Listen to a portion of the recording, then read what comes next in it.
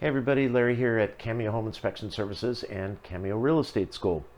So I want to tell you a little bit about me that you may not know, and that is that long before I was a home inspector and before I was a contractor, I was actually a registered nurse. And part of my training included a certification through University of Washington as a specialist in respiratory rehab. And I mention that because I want to share some things with you about what's going on with the flu, and specifically how you can keep yourself healthy if you're stuck in your home. So that said, when we talk about flu is upper respiratory. It's not GI stuff, nausea, vomiting, and so on. Flu is upper respiratory. And that's important because there are things in your home that can affect your respiratory system, ergo make you at greater risk for developing this nasty bug. So I want to give you a few little tips, things that will help you.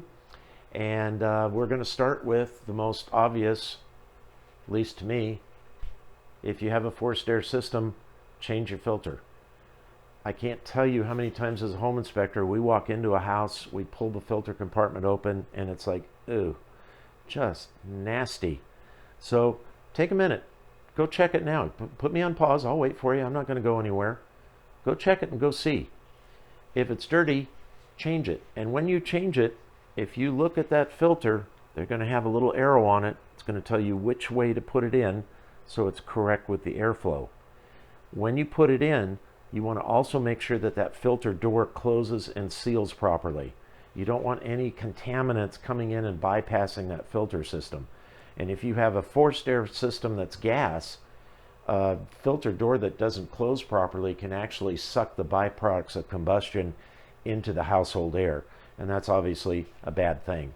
Now, with filters, more is not better. I know that they make the little filters that you can put in your heat registers and so on. Don't do it. The more filters that you have in the system, the more potential there is for you to create resistance to the furnace. And if that happens, the furnace may overheat and it may cease to function after a while. So one is enough. Make sure it's a good one. Make sure it's installed properly and let it go at that, okay? Next, and this relates to your furnace system again, if you're on a forced air system, pull your heat registers and look to see if there's a gap where the boot attaches to the subfloor or maybe to the ceiling. If there's any kind of a gap around that boot, then what happens is that when the furnace turns on and it starts sucking all that air from the house back into the furnace system, the air is going to take the path of least resistance. So if there's significant gaps around that heat register, that's where the air is going to come in. Now, if that's in a floor register, you're now pulling in all that nastiness from the crawl space into your house. If it's a ceiling register, now you're pulling in all that nastiness from the attic. So you want to make sure that there's no gaps there because you don't want that stuff coming in the house. I don't know if you've ever paid attention, but there's a lot of folks who have central forced air systems, and every heating season when we start to use our furnaces and such, they get sick. They get upper respiratory, nasal, and so on. So you've got to seal those. What do you use? Duct tape? No. Doesn't work, not rated, okay? This is the stuff you need to use. If there's a big enough gap that you need to tape it, this is what you use. It's a foil backed and it's rated for HVAC applications. Maybe it's as simple as using a good quality silicone.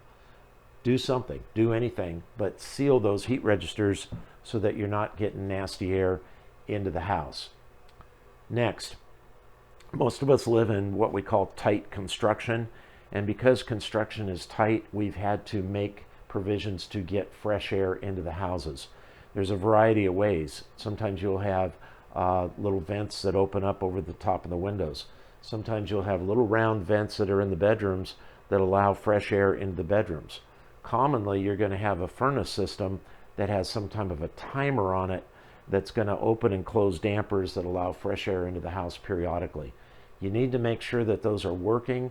You need to make sure that they're set, particularly if you have a timer. It needs to be coming on periodically through the day. At WSU, we've been recommending 2 hours on, 2 hours off, 24/7. I don't think you can have too much because remember, this is bringing fresh air into the house, okay?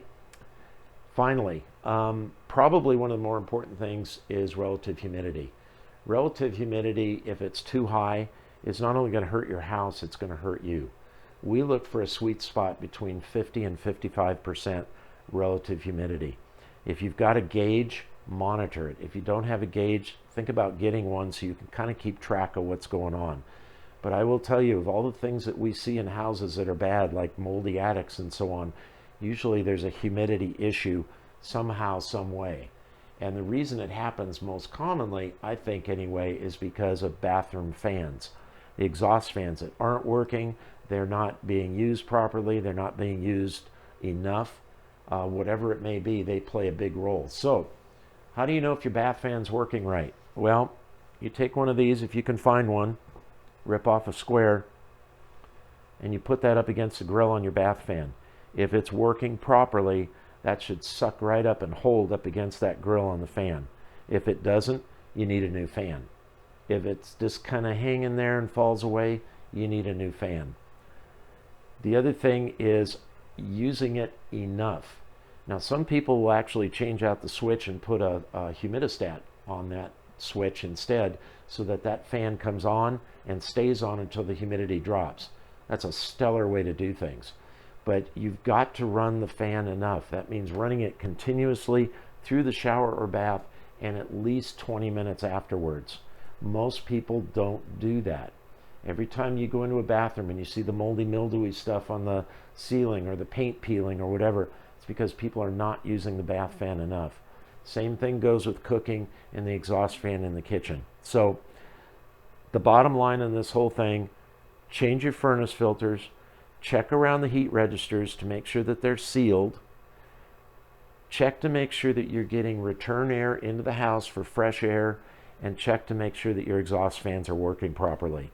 If you do those 4 things, you're going to just do amazing things to protect yourself and maintain good indoor air quality.